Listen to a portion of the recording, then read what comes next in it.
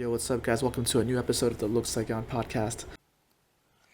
In this conversation, we have Simone Elliot. She is a Scottish artist living in Ho Chi Minh City. You might have seen her at one of her painting workshops in Tao Dien. In this conversation, we talk about spirituality and the inner child.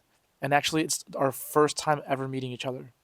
Strangely enough, ever since this conversation, we've been seeing repeating numbers.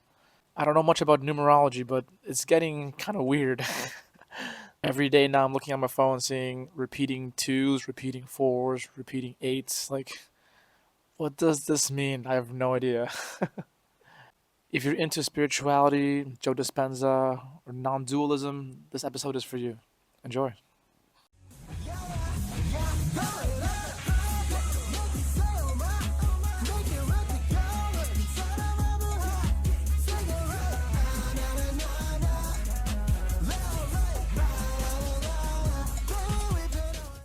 Yeah, Okay. cool.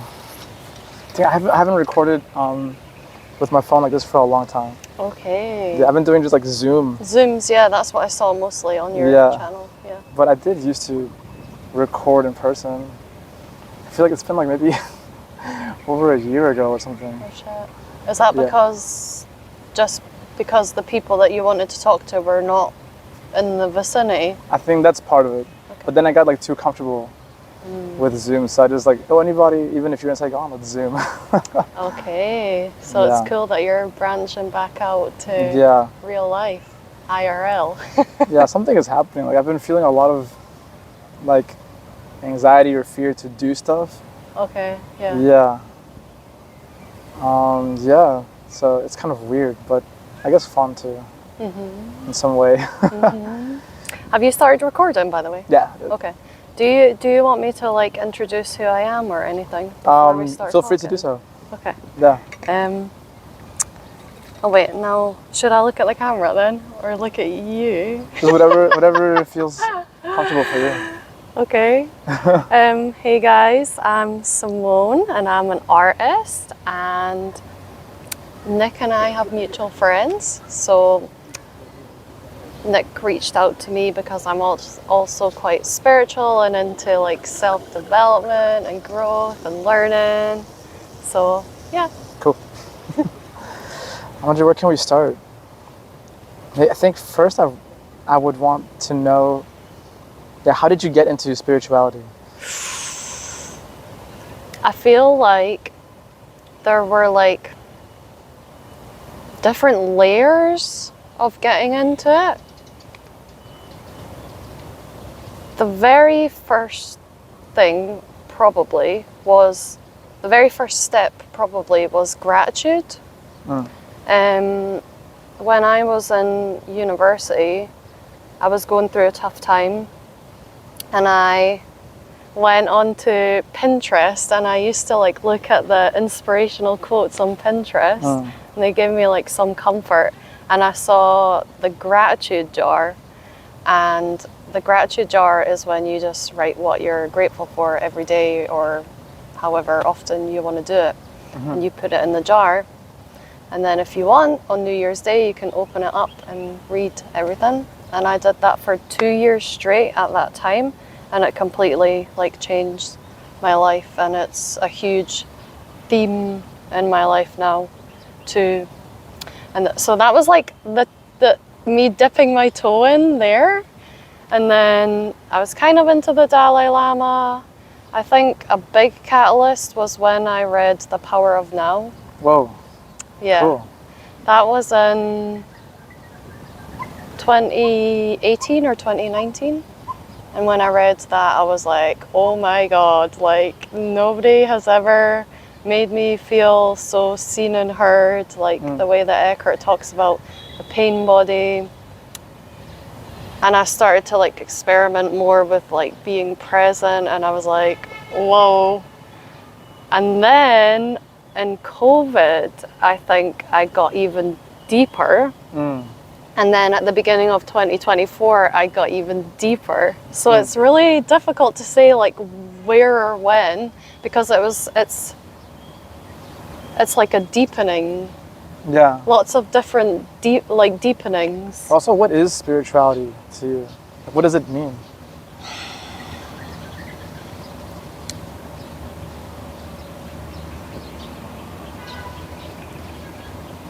I think it's like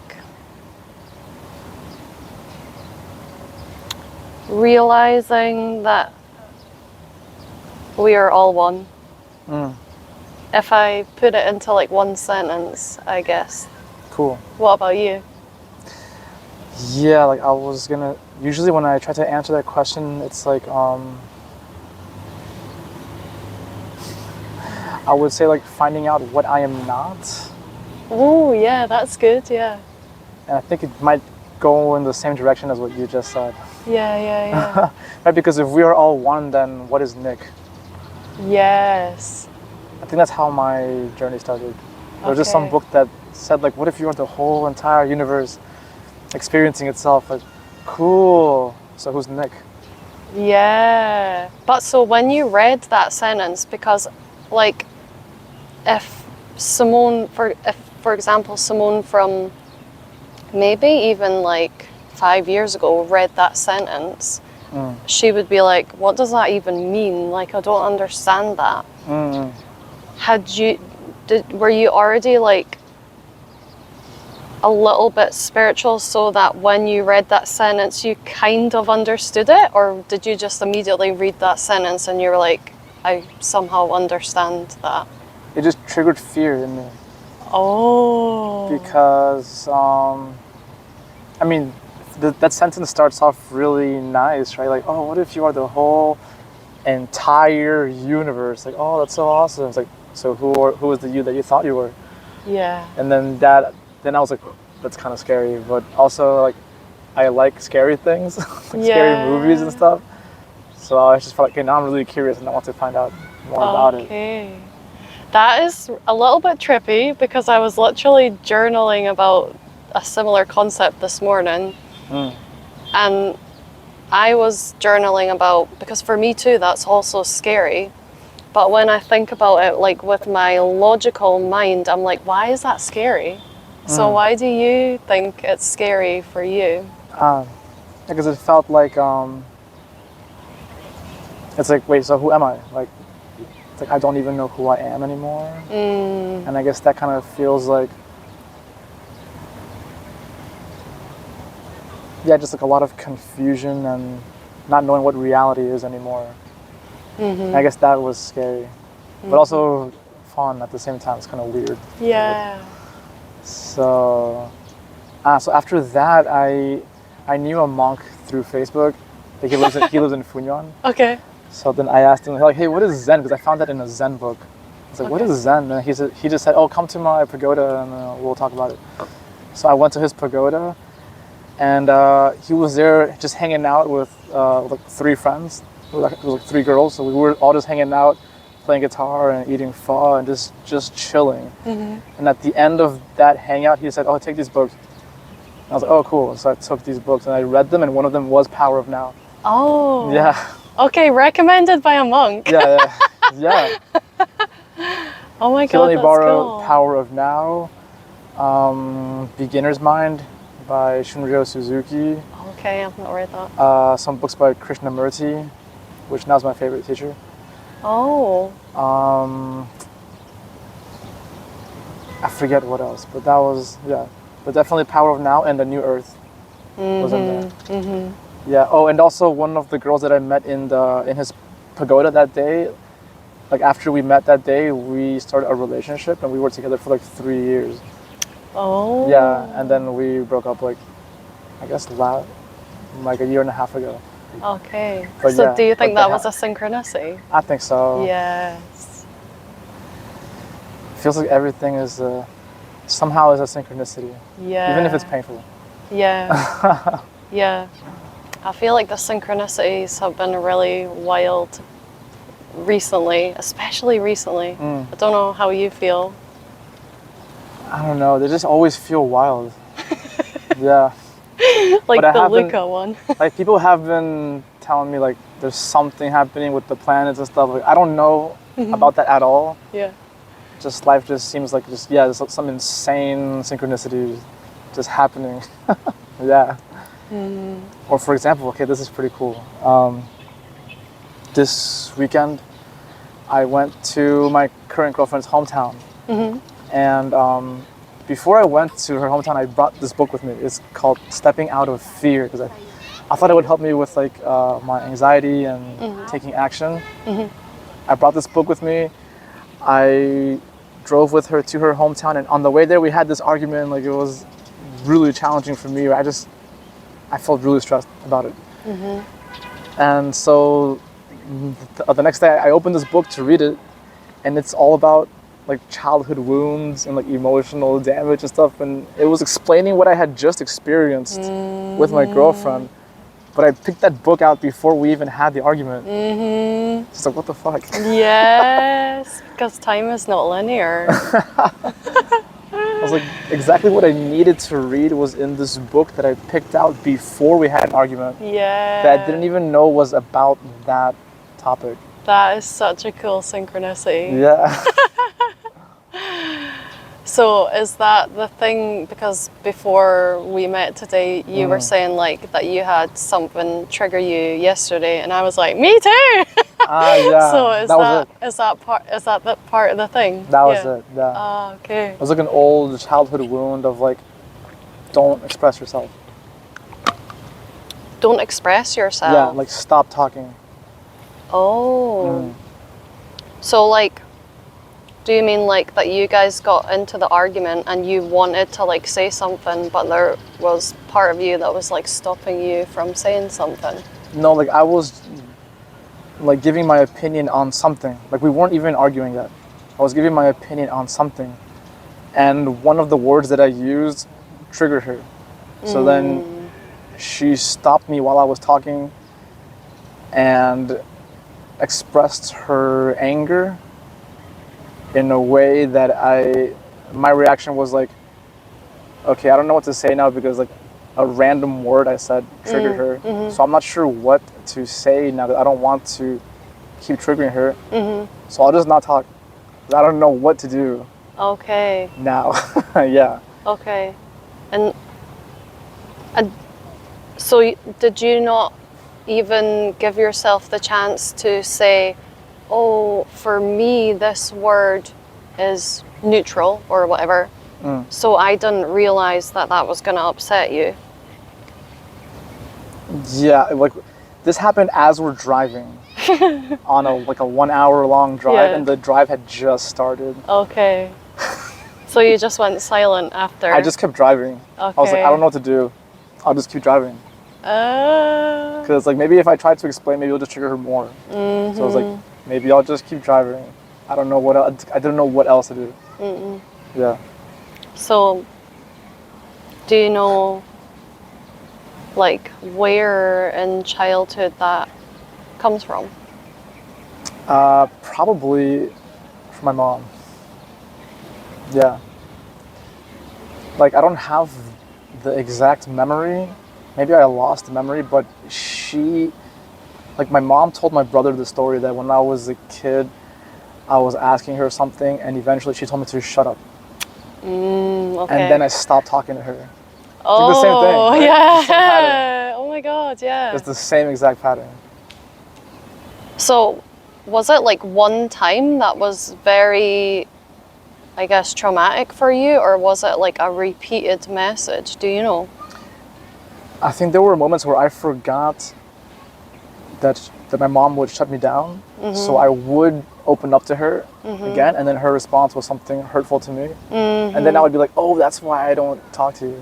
I forgot. Okay. Yeah, like it would remind me. Yeah. But I think we're getting better at it. Yeah. Yeah, just taking some time. Yeah. And the first step is awareness, right? That is such an important step, because like before that, we're just living out our patterns and reacting to things automatically and reacting to our reactions automatically. So even just like that first step of awareness is like such a huge leap from where we were before. Do you, because for me, with healing my inner child, something that's been helpful has, there's so many flies, has been like thinking about where did that come from my parent, because me too, I have parent wounds. So like, for example, one of my wounds is if I show emotions, I'm not lovable. And then where did I get that from? Why did this person give me that message? Have you done that with your... Yeah. Yep. And then so for a while I felt that I hated my grandpa for hurting my mom, because then she hurt me, right? So, but then I was like, wait, but someone must have hurt my grandpa too, right? So I keep going back, and it's like, wait, I don't even know who to blame now because I'm going so far back. And if I keep going any further back, I'm gonna go to the Big Bang. So then it's like, do I just hate life? It's like, I can't hate life. That's not healthy to hate life. Right? So I have to find a different way to look at it. Did it like give you any comfort to be like, at least to be like, oh, my mum gave me this message because my grandpa was giving her that message, and somebody was obviously giving my grandpa that message. Yeah. I guess there was some comfort, right? Like, I guess not personal. It's just, I guess wounds get passed on. Yeah. And then I can pass it on too, or I can end the pattern. Yes, generational pattern breakers. Yeah. That's such a big theme right now. And it's so powerful to do that. So powerful. Like, once you know it's possible, then it's like, okay, now I have to do this. Because it's kind of fucked up if I don't. That's a lot of pressure. But Yes. Yeah, because otherwise it just keeps on going and going and going. Yeah. And it's already been going and going for a long time. Yeah. So here we are. How did you start learning about inner child and stuff like that? I can't remember where I first learned about it, but I will say that somebody that helped me so much with all of that was the holistic psychologist. Have you heard of her? Yeah. Yeah. On Instagram. Yeah. Cool. Yeah. She, like, I've been following her for a while. I think maybe she had like maybe a couple of hundred followers when I first started following her, because now I think she must have millions, maybe. Possibly. Yeah. Want to send her a shout out? We love you. Oh my God, actually, one time she has this thing called a self-healer circle, which is like, it's kind of like an online course, and then she comes on for lives and stuff, and you can like write in the live chat to her. Cool. And I did that for like 1 or 2 months, and I wrote a comment and she mentioned my comment, and I was like fangirling so hard. Yeah, she's amazing. Her book, How to Do the Work, was like, have you read it? Oh my God, it's so good. You should definitely read it. What did you learn from it? You have an aunt. What? Okay, you know what? I'm gonna move because I feel like I've got like the whole Lion King on me. The whole jungle is on me right now. Are we sitting on like a mast or something? Maybe because I'm actually on the tree. So if I go here, do you think it'll be better? Yeah, it should be fine. How is the angle? Yeah, it's okay. Okay. I'm gonna sit right there. And I'll be right here. No ants, right? No more ants? No. I had one here too. Okay. I think we should be fine. Okay. What were we talking about? How to do the work. Yeah. I think there's a lot of like writing activities in it. I think firstly it was like a moment, even just to be like, oh my God, I have this belief. And then also, I don't need to believe it anymore. Like, I can change that. It's not like, because, you know, for a long time they thought that genes are genes and you can't change stuff. And I feel like when you've had a belief for so long, we almost like persuade ourselves, oh, that's just me. I can't change that now. Especially old people like to say that. Yeah. You know who you are. Yeah. Yeah. Like, oh, that's just me. I can't change that now. But it's like, well, you could. It's difficult. It's really difficult, but you can change it. So I think like it was shocking to be like, oh my God, I have these kind of subconscious negative beliefs. And then it was also like a revelation to be like, wait, they're not mine. I don't need them anymore. I don't need to believe them anymore. I can change them slowly but surely, like, and have new beliefs that are more realistic and more positive, you know? Yeah. It's like one question I asked myself was like, okay, so if I can choose my beliefs, then what is actual reality? Yes. Because that was there before any of my beliefs were installed, right? Yeah. Yeah, that's so trippy. And like that kind of goes into the placebo effect as well a little bit, right? How? Because like with the placebo, your belief is so powerful that it eventually makes that your reality. Yeah, that's true. So it's just like, I'm into Dr. Joe's work a little bit. Do you know Dr. Joe Dispenza? I mean, I've heard of him through my friend Connor, and whenever I see his content, I know that he's on point. But I just haven't like delved deep into his content yet. Okay. Well, he's quite interesting because he's like spiritual, but he has like a lot of science to back up what he's doing.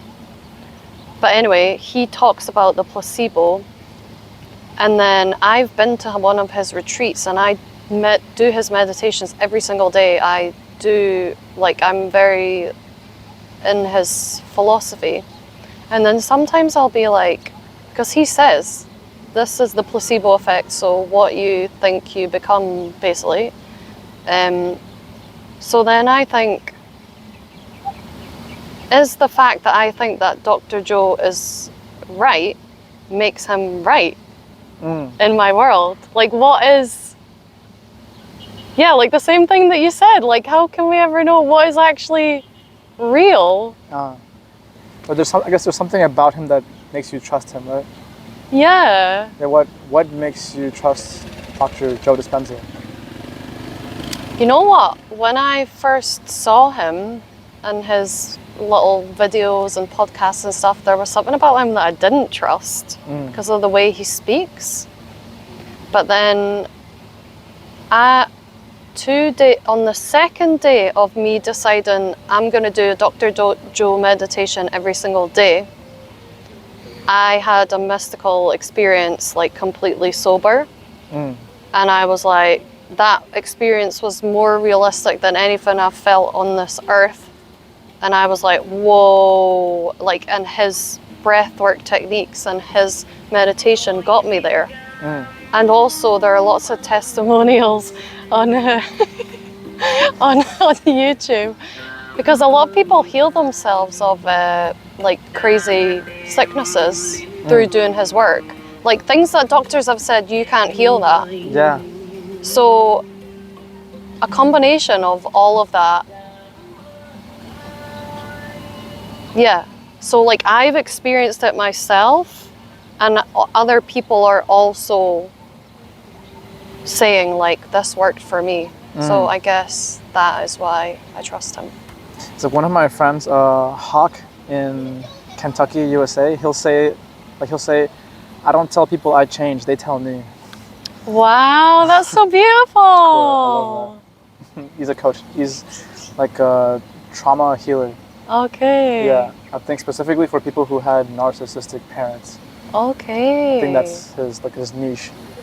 So is that like somatic or like a talk-based therapy kind of thing? Do you know? I think it's talking.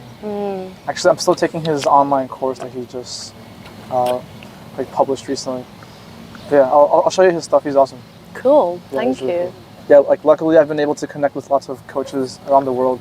That's amazing. And the cool thing is if you get them on your podcast, you get like a free coaching on the Yes. spot. Oh my God, I'm gonna start that. It's really fun. It's really fun.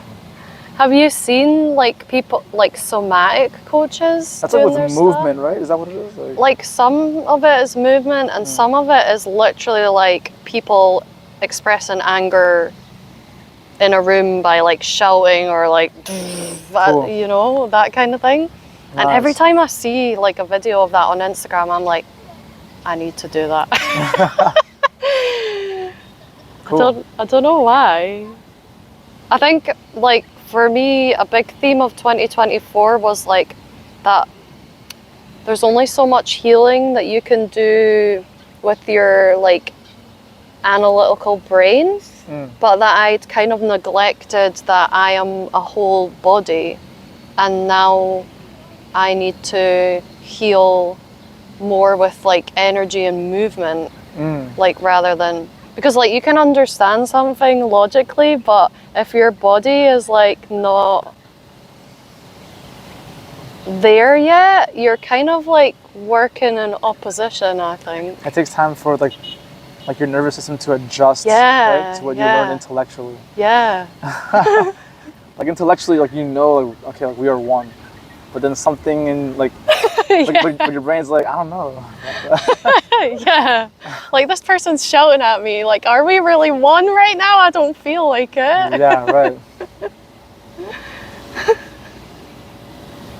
How does it feel to sit on grass? It's alive, right? Yeah. Yeah, I think 2025 be in nature more, because Saigon is so like bustling city, loud noises and stuff. Do you get in nature much? I should do it more. But when I get to sit on grass, it feels really nice. It does, yeah. And I Yeah. feel like this have a weird fascination with trees as well. So just like being around trees is like I think you would like to go to like the jungle or something. maybe, yeah. I'm more of a forest girl though. Yeah. I think, yeah, maybe because it's like cooler and I'm from Scotland, so it feels more like, yeah. But you know, like most people really like can't stop raving about beaches, and like I used to be like, because I was like scared of like expressing myself authentically and being different, I used to be like, oh yeah, beaches, woo. But deep down inside I was like, beaches are okay, but forests are so cool. Cool. What's your opinion on beaches? I love beaches. And it's a genuine love. Yeah, I love the ocean specifically. Okay. Because I feel like it's alive. It is alive, but I think that scares me a little bit. Yeah. Like it feels different than a swimming pool. Yeah. Because the beach, like the ocean can actually change speed, like while you're in it. Yeah. And it's like what? It's like what? I can feel like this whole mass of water just changed its speed. It's crazy. Yeah. It's so like powerful. Yeah. It's like powerful and calm and beautiful and everything all at the same time. Yeah, I feel like it has like emotions. Yeah. Like when I see, like I love when like there's like a storm, and you can see like the clouds changing and just the weather changing. Then I feel more normal. It's like, oh, even the planet Earth has emotions too. Oh my God, So yeah. I don't have to be so judgmental about my own emotions. That is so beautiful. Thank you for saying that. I'm gonna take that on too. Like it's something natural. I feel like a sense of relief when it rains. Could be because I'm Scottish, but I also think it's like something to do with like, it's like the sky is crying, and it makes me feel like, okay, we're not all, yeah, the same thing. We're not all like sunny all the time. But then in Scotland, I don't think I feel like that as much because it's just rainy all the time. Oh really? Wow. How often do you go back home? I haven't been back home since I got here this second time. And the first time I lived here, I didn't go back home either. But I will definitely go home this year because my best friend's getting married in September or August. So I will definitely go home for that. But yeah, I haven't. Yeah, what about you? I usually go like once a year. But actually, like, before COVID happened, I didn't go home at all. So I was here for like 3 years. Oh, 3 years without, straight. Yeah, without going home. And going back home was so weird. Like, oh my God, yeah. Do you get reverse culture shock? I got culture shock going back home and back to Vietnam. Yes, I got it again. yes. And it was harder coming back to Vietnam. Yeah, I had that after I went to America for the retreat, and then I came back here and I was like... Where in America was the retreat? Denver in Denver, Colorado. cool. Yeah. Wow, I've never been there. Yeah. I didn't really get to see that much of Denver, to be honest, because I was only really there for the retreat. But when we went outside, I was just like, oh my God, like the air smells so nice. I feel like it was kind of almost like a pine tree smell. I don't know if they have pine trees there, actually, but it smelled like that to me. And you don't smell that here. So I was like, oh my God, it's so good. Yeah. Dang. Yeah, I'm from Virginia. Okay. Oh, yeah, I grew up in Virginia, and my family is from Peru. Okay, yeah, I think I saw that in one of your videos. Yeah, probably. Yeah. How much of a part of you is your Peruvian background, would you say? I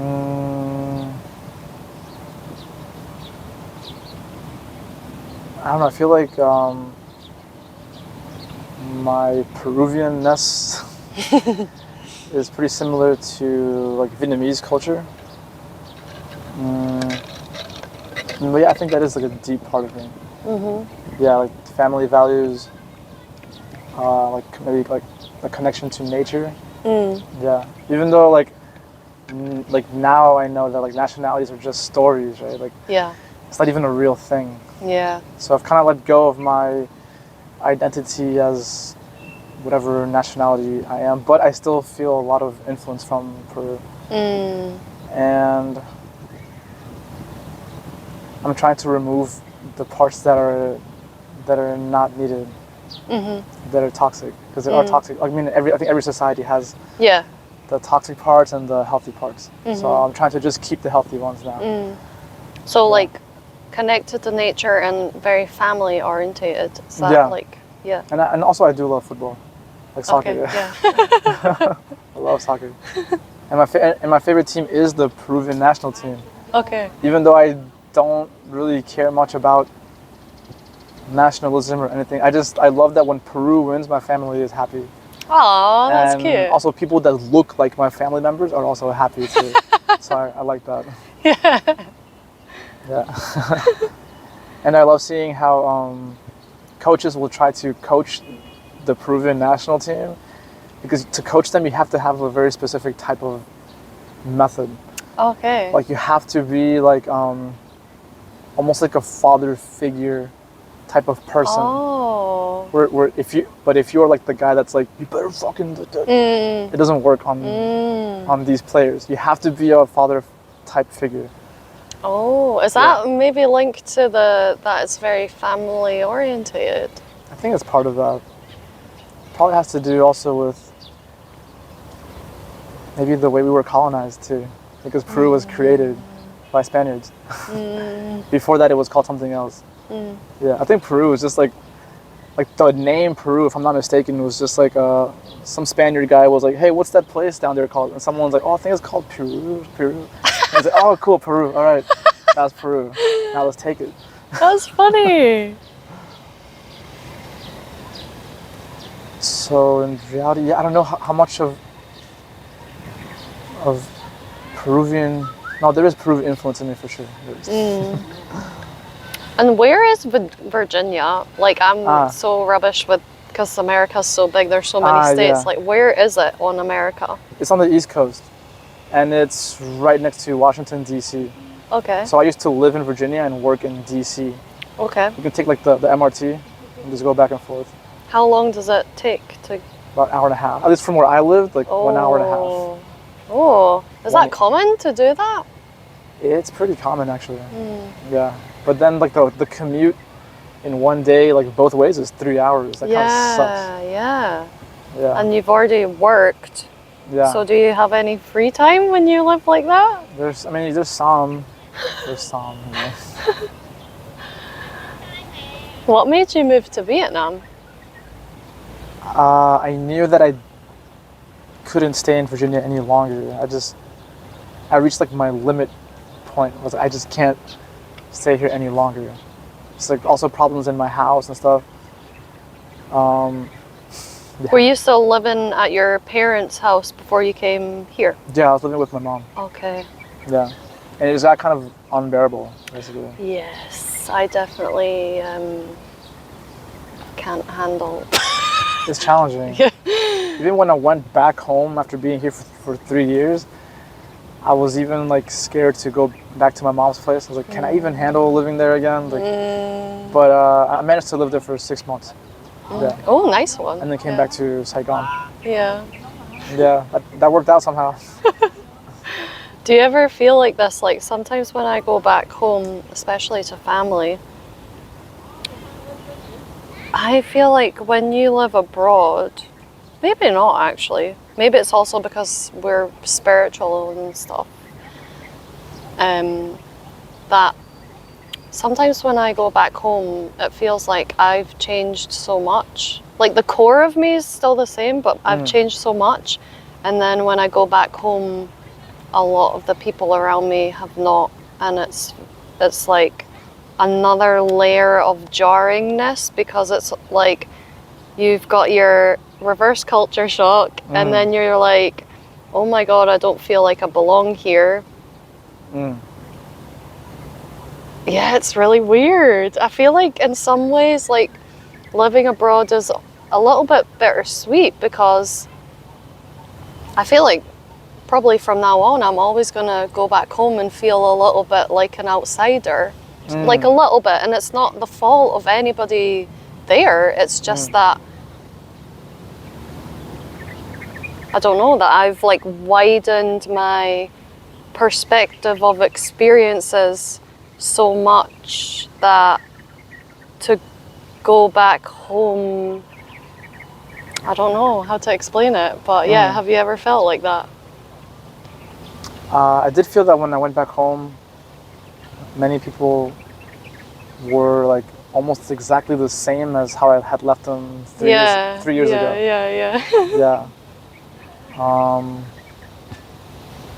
I also saw that like in people older than me, that they hadn't worked on their healing, and it was noticeable. At least from my eyes, it was noticeable. And then it felt like they're gonna have that for their whole lives. But I don't think they're ever gonna heal. Even though I know they can heal that, but I don't think they're gonna try. No, yeah. And that will just be how they live for the rest of their lives. Yeah. And especially if they've got the mindset of, oh, like, I'm not gonna change. This is me. That's something I can't change. And I guess the only way that I can help them, because if I tell them, hey, why don't you heal? Like, it's not gonna. No. It's not gonna help. I think just the best thing I can do is to give them the compassion they thought they didn't deserve. And then that kind of like not tricks, it just kind of confuses their brain, their nervous system. It does, it's like, yeah. They're like, wait, why are you being nice to me right now? Yeah, that's so true. Yeah. That is so true. I feel like I actually did this today.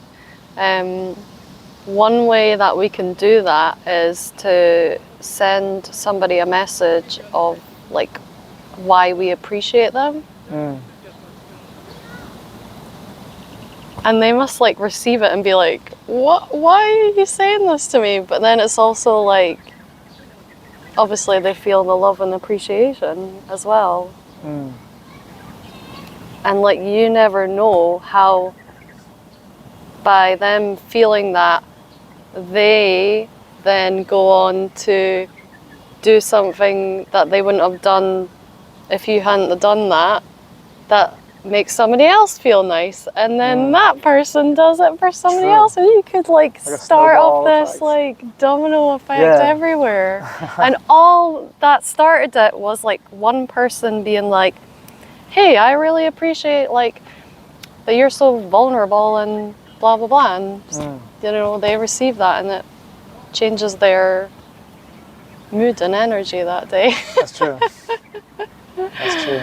The domino effect like blows my mind. It's so crazy. And I feel like, you know, did you watch The Simpsons when you were younger? Not really. Oh man, because I feel like they had a couple of episodes about like the butterfly effect. And as a kid, you'd watch it and be like, ha, yeah, that's funny. But then you don't really like feel the depth of it until you're an adult and you like see it like happening. Do you know what I mean? I think so. Like you can't really like see how it's affecting different things like that. Yeah. Cool. I think my favorite thing to do now is to like, I guess like rewire people's brain. I don't know how to say brain. Yeah. Nervous system, without them even knowing it. Like ooh, you're like a little sorcerer, a secret sorcerer. But it's always like something. It's always like something empowering. That I'll do it intentionally, and I'll just do it, and then just wait for them to notice. Walk away. Yeah. And just watch the butterfly effect. Maybe like the next week or something, I'll see, oh yeah, there it is. Oh, can you give an example? All right. I had to cover a class recently, so I met these students. I knew I would never see them ever again. Right, so like while they were doing a worksheet, I would just ask kids random questions like, Messi or Ronaldo? Like just some random kid, especially kids that don't speak English. Yeah. Because they would assume I'm not going to talk to them. Oh, right? Yeah, that's true, yeah. So like, hey, Messi or Ronaldo? And he's like, Ronaldo. Like, oh yeah, true, good. Just something so simple. That's good, like, it's not even rocket science. It's just like making someone feel heard. Yeah. Basically. That's it. It's like, what do you think about Baby Tree or Labubu? They're like, Labubu. Like, okay, cool. Something like that. Yeah. I feel like when I was teaching, just because you were talking about teaching too, I really saw that as well, that all that humans in general want is to be seen, heard, and loved, but kids are more blatant about it. And to be that person as a teacher, to like you said, like sometimes students that can't really speak English, they assume that you're gonna not even interact with them. But even to like, you know, they you know, they couldn't make a sentence in English, but they could understand what you said, and you just like giving them eye contact and being like, good job, like that one moment, and you can see it in their faces like totally light up, and that's something that I miss from teaching, definitely. And like for that class, like that was a cover class, so I knew I would never see them again. Yeah. So like, I'm gonna give you as much as I can now, because I'll probably never see you again. And even though it's kind of like, you know how they say like planting seeds for trees you will never see grow. Yeah. It's like, I'll never see what the effect of this butterfly effect is, but I'm gonna just start it. Yeah. Yeah, and I wish I could see what's gonna happen. Yeah. Maybe I'll meet them again. Who knows? Yeah. You never know. Yeah, and like for me too, like I can remember in school the teachers that made me feel seen and heard. Like it wasn't about who was the best teacher or who was the, I don't know, most qualified teacher. It was about what teachers made me feel like the most seen and heard. What teachers like kind of got down to our level and made like learning fun and creative, and you know. I feel so surprised that it's not like part of the like the education majors curriculum.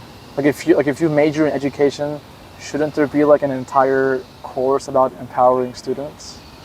Yeah. Or is that not important? Right? Like I'm really curious about that. Why do you think that's not a part of it? That's the dark part. Because then it's like, yeah, then what is the purpose of education? Or what is the purpose of public school? Is it really to empower people? Yeah. I wish we don't have to go there. I wish it was. I wish that was the purpose. But the evidence seems to be not. Yeah. It seems more like a funnel. Like we're funneling them into something. Yeah, I agree. And I'm working as part of this funnel, knowing it's a funnel and seeing how they're getting funneled. And I'm just trying my best to empower them as much as possible. That's all you can do, right? Yeah. Because to make like a big change to get them out of this funnel, that's going to take like a lot of people like at the same time wanting the same thing together. Yeah. So as individuals, what can we do? We can just give them little bits of empowerment. Like, this is what we're doing today, but also you trust yourself and your intuition and like you can do it, like, you know? Or like I try to tell them like, okay, like your test is tomorrow and your test is just a game. It's just points. You play the game, you win the points, then you go home and you eat some pizza or something. That's it. But then they're like, no, it's not a game. This is really serious. Oh, yeah. And they get so caught up with the scores and stuff here. It's really heartbreaking. They get really stressed out. Yeah. Yeah. I think, the Asian stereotype is true. It's like get a good score or feel ashamed of yourself. Yeah. Or even worse sometimes. True. Yeah. That's true. Yeah, shame is really powerful. And some people know how to use it. Yes. Have you heard of Brené Brown? Yeah. Yeah, because she talks all about shame. Really? Yeah. She's got like a phrase that she uses. I can't remember what it is now. But she really goes into like that shame is such a powerful emotion. Like in disempowering us, and keeping us like small. Have you heard of Dr. David R. Hawkins? I have, but I can't remember what. He's a psychologist who's also spiritual, and he attempted to make like a chart of all our emotions. Right? Yeah. And the last one at the very bottom was shame. Yes. And just one above it is guilt. Yeah. So like guilt and shame are not exactly the same. Yeah. And I feel like hate is above that, right? Could be. Because I remember being like, what? Shame is down here, but hate is up here. Like, that's such a, like, mind-blowing moment. And guilt as well. But if you think about how the emotions of shame and guilt feel in your body, they do feel very, like, ugh. And when I think about guilt, it's like, guilt feels like hate towards what I did. And then shame feels like hate towards myself. Yes. And I guess that's why it's the lowest. Yeah. And then anger is somewhere above that, right? At least anger gives you some momentum to move in some direction. Yes, that's true. But then it's also not the healthiest way to keep taking action. No, yeah, of course not. It's still on the negative side, right? So then a little bit above anger is courage. I guess to keep taking action without having to rely on like your hatred. Yeah. So right now I have that on my mirror. I have thank you for courage as like an affirmation. Oh, that's nice. Like I learned that affirmation, like saying thank you for something ahead of time. Instead of like, oh, I wish I had courage, because that's like still like hoping that one day I get courage. So thank you for courage is like, thanks because I'm getting it right now. Yes, I love that. Speaking of that, I actually brought my affirmation cards. Would you like to pull one? Please, please. Yay! Yeah. I already pulled mine today, so I can tell you what one I had, but they're really beautiful as well. I don't know if you know this, I actually host a create your own affirmation poster workshop. Whoa, sick. Yes. Awesome. So we pull these and then we make our own affirmation poster. Oh yeah, so this is what I got today. Well, let's do yours first though. How should we do it? Because usually I like put it in a circle, but I feel like it's gonna get dirty. I think you should just do it like a fan. Yeah, like a fan. But you're gonna have to close your eyes because Okay. they have got stuff on both sides. Okay. I'll just look this way. Right. Ready? Mm-hmm.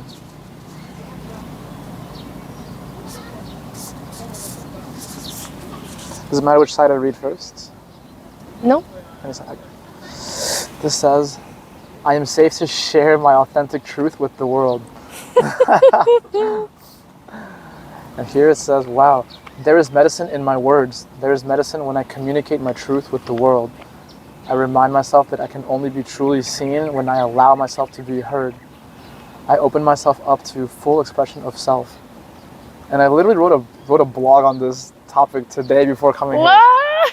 here. Yeah. So how does it make you feel to feel that?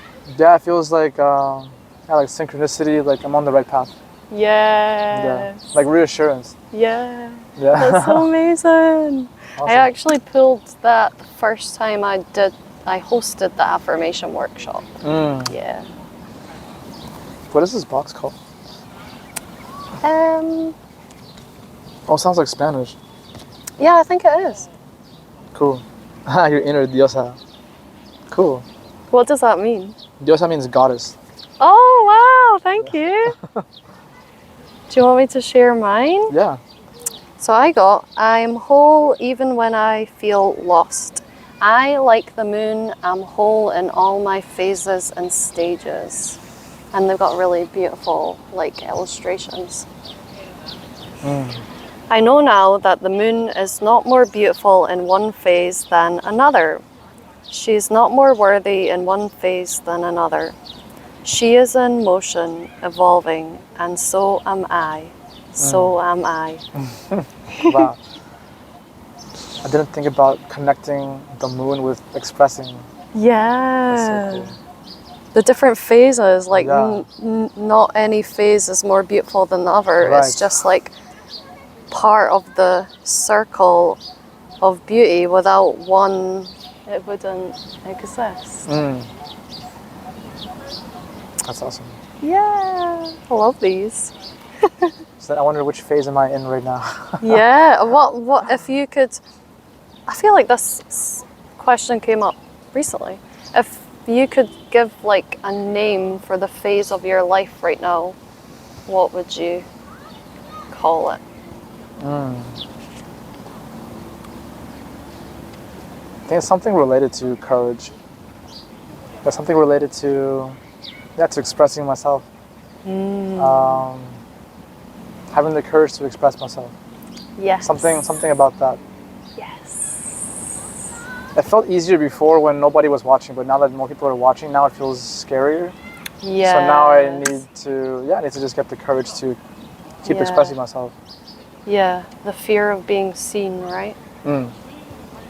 And your full expression of yourself, rather than just the parts that we think are okay to show people. Yeah. Yeah, to fully express myself, not just to say what I think is expected, but to really to say what I actually feel. And emotions too. Like not only showing people when you are your best self, like yeah. I'm definitely working on that too, just now. I think we're doing a good job. Yeah. Thanks. We're doing a really good job. Next thing now, I have to head out. I have to go, or I'm trying to stop saying have to, and to say get to. Get to, yeah. Yeah, I get to go on a hike now. Oh, that sounds great. Yeah. Are you going out of the city for that? No, I'm going to Tanvin, like near the airport. Oh, is there somewhere to hike near there? I have someone just invited me. So I'm just gonna show up and see what happens. Oh my god, that sounds I amazing. have no idea what to expect. Honestly. Ooh. Yeah, thank you so much. And, Thank you. It was super nice to chat. I want to see your affirmation poster event. I want to see what that's like. Yeah. Oh well, we've got each other on Instagram, right? Yeah. So I usually post it on there.